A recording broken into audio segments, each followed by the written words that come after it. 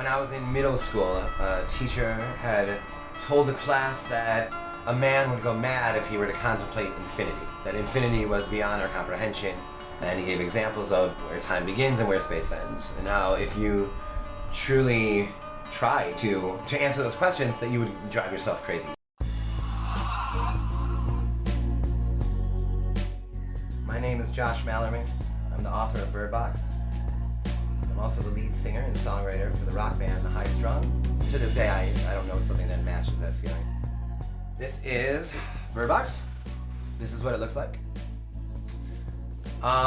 This is the hardcover, obviously. It was a UK design that ended up being used really everywhere.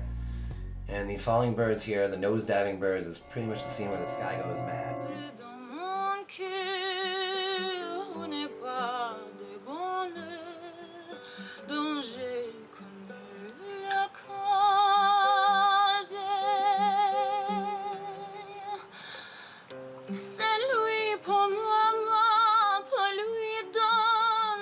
So oh, wow, Dewey. Hold on, get out of here. Dewey, that was bad timing. We can't have him doing this, right? In the book, for those who haven't read it, most of the characters are blindfolded for the majority of the book. The readings for Bird Box was that we would blindfold the audience, and me and my bandmates would play like a scary movie soundtrack, essentially, while Allison played Mallory, the lead character in Bird Box, and I would narrate. When the music stopped, I seemed to hear a noise from the skulls and the heap of bones. It was as though they were chuckling, and I could not help shuddering. I really don't know exactly where it came from, but the image of a blindfolded mother with two blindfolded kids traveling down a river in a canoe, obviously they were fleeing something, and I loved this image. I just loved her dark hair, the blindfold, the two kids, like the row of, rowing a river. Everything just seemed very eerie and symmetrical to me or something. I started writing it, and I'm like, geez.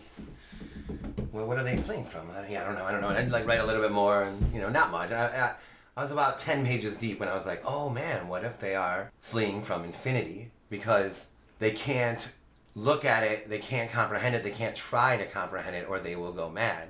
From there, the book wrote itself. It was 26 days, probably the most brilliant, exciting, artistic experience. It seems like whenever I do an interview, even if it's online or on the phone, it comes back to the horror albums, which makes sense because I really do listen to all these while writing a book.